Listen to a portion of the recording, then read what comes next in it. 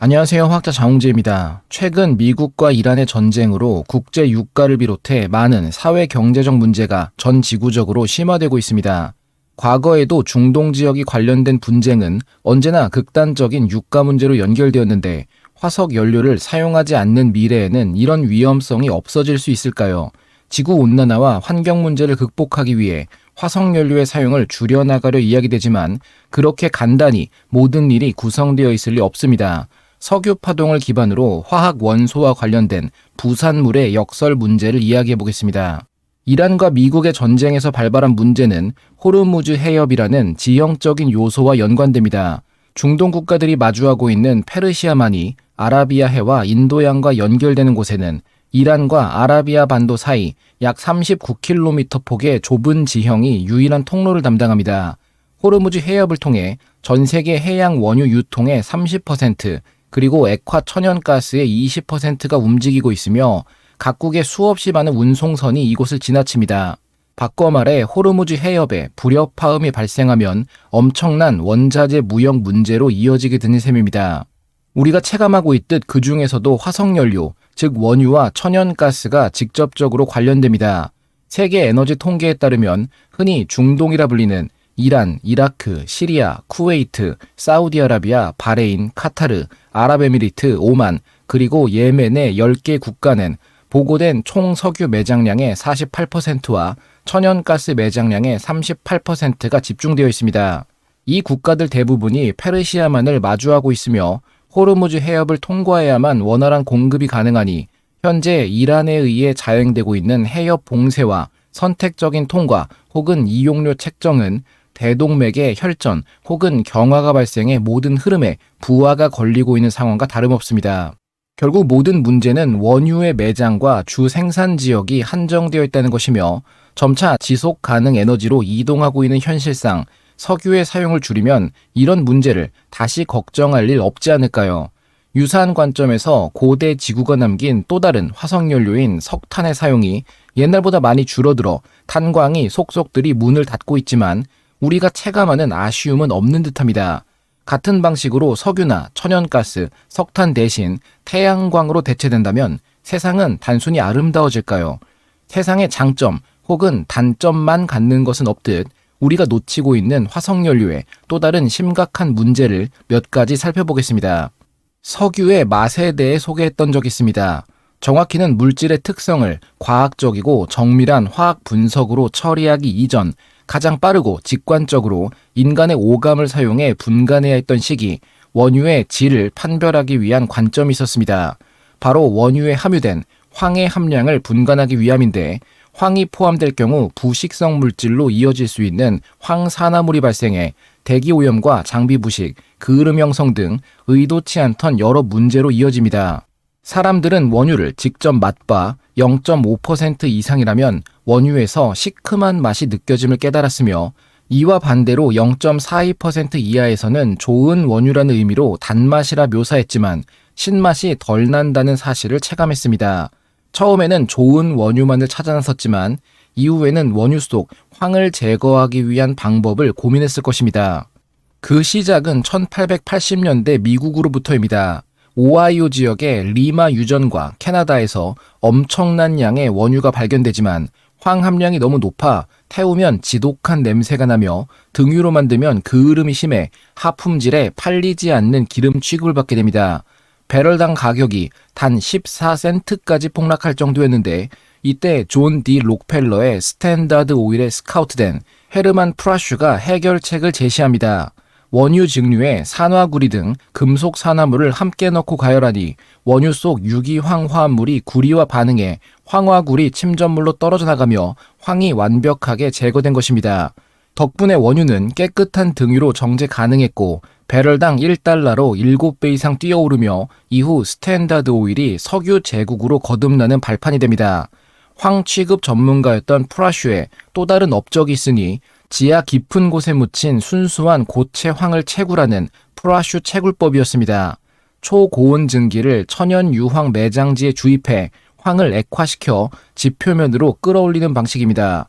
황은 단 115도씨에서 액화하며 물에 녹지 않는 물질이기에 가능한 방법이었으며 이 공법 덕분에 1970년대 미국은 전 세계 황 시장을 지배하며 화약 및 황산 제조에 필요한 황을 대량으로 저렴하게 공급할 수 있게 됩니다. 한계가 있다면 낮은 회수율, 물 소비량이 많으며 공정이 중단될 경우 황이 파이프를 막는 등 기술적 문제로 이 방식의 매력이 조금씩 떨어졌다는 것입니다.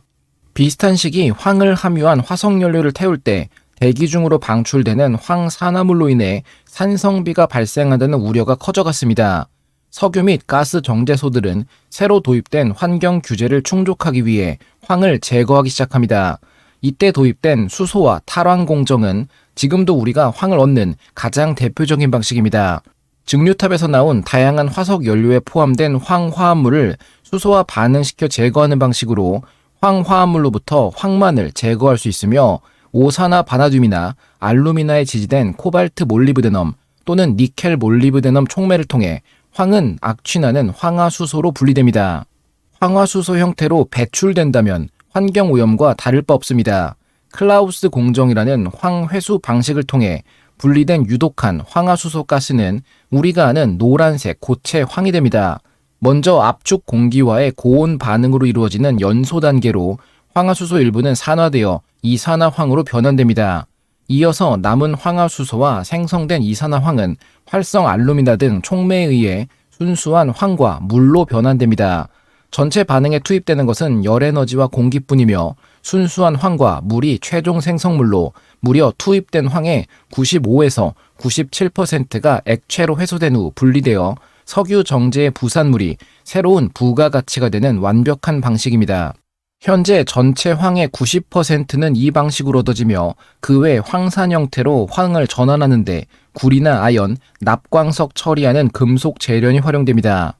황의 가치는 매우 다양합니다. 가장 흔한 예시로 가황 반응을 통해 고무 물성 제어에 쓰이기에 자동차 타이어를 비롯한 온갖 고무 제품에 황이 필수적으로 사용됩니다. 최근에는 이를 넘어 순수한 황만으로도 고분자성 물질을 만드는 것이 가능해졌고 어떤 유기물과 조합하느냐에 따라 색상과 물성이 다르게 구현 가능합니다.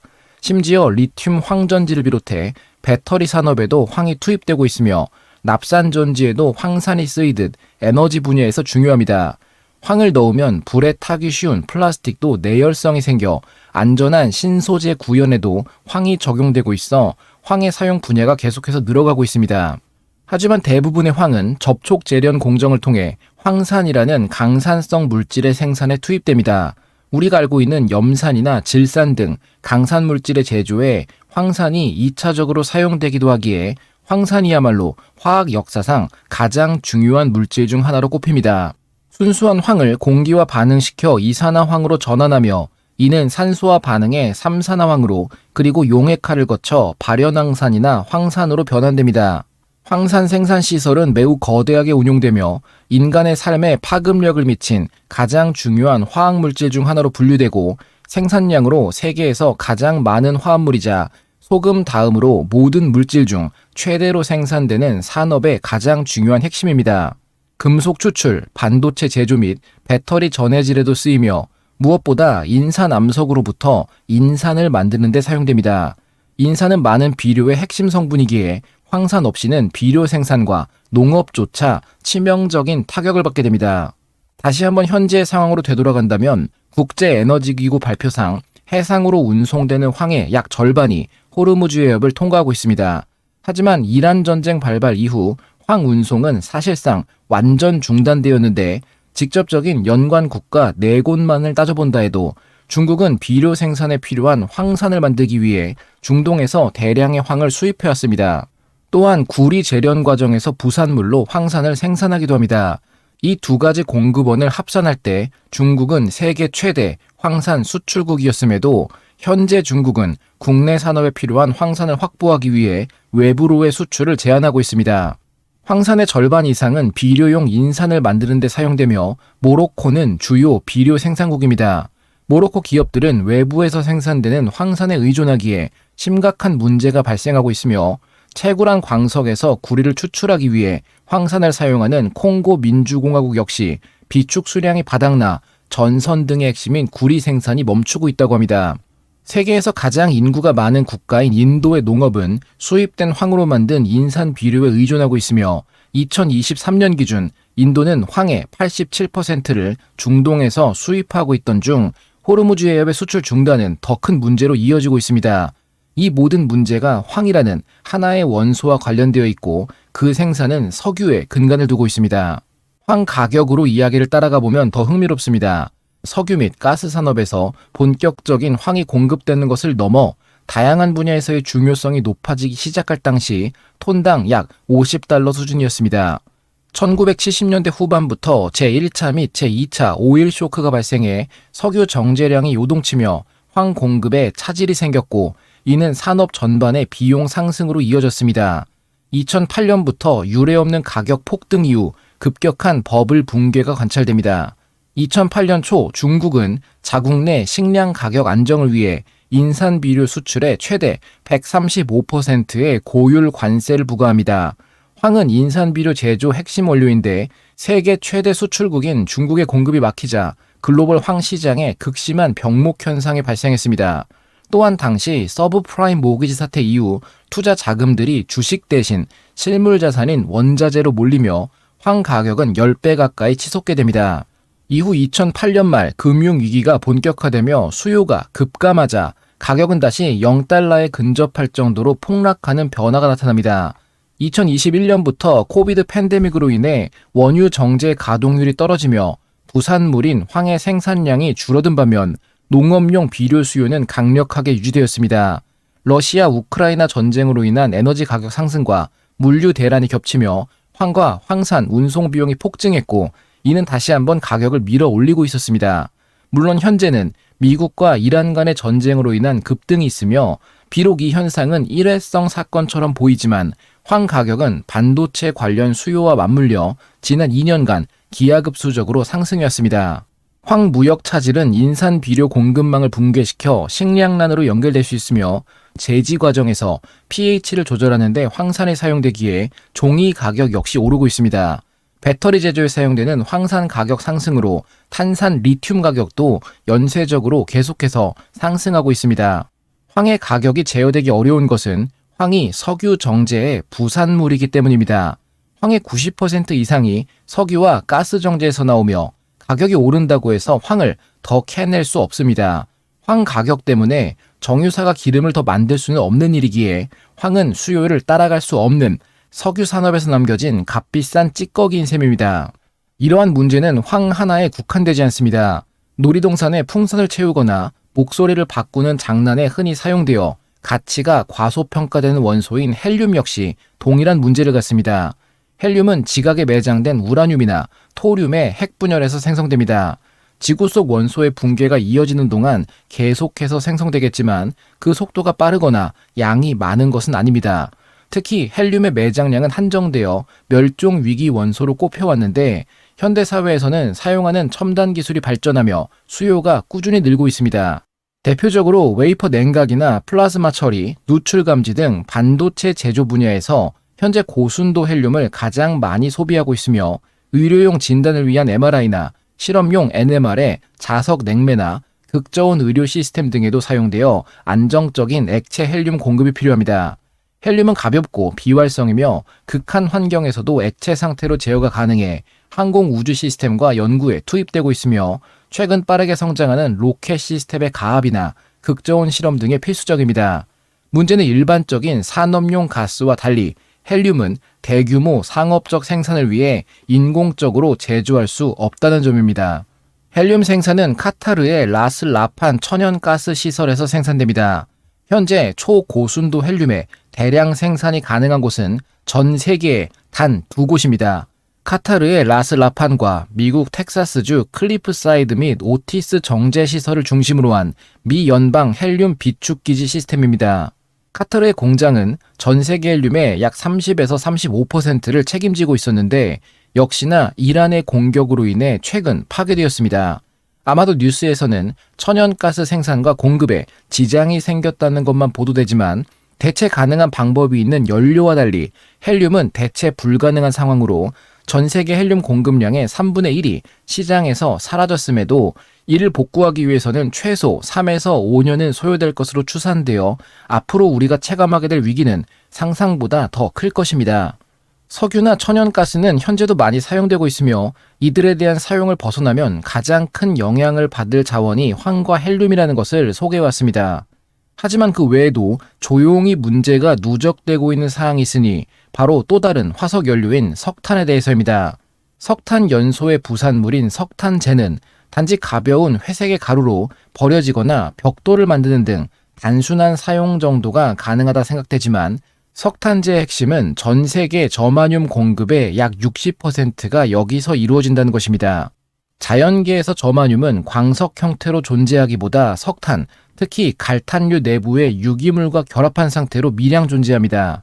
흉산이나 풀빅산과 결합한 저마늄은 석탄을 태워 에너지를 얻는 과정에서 휘발성에 강한 이산화저마늄이나 산화저마늄 형태로 증발합니다. 이 기화된 저마늄 산화물은 가스를 따라 이동하다 온도가 낮아지며 고체 미세먼지인 석탄재에 흡착됩니다.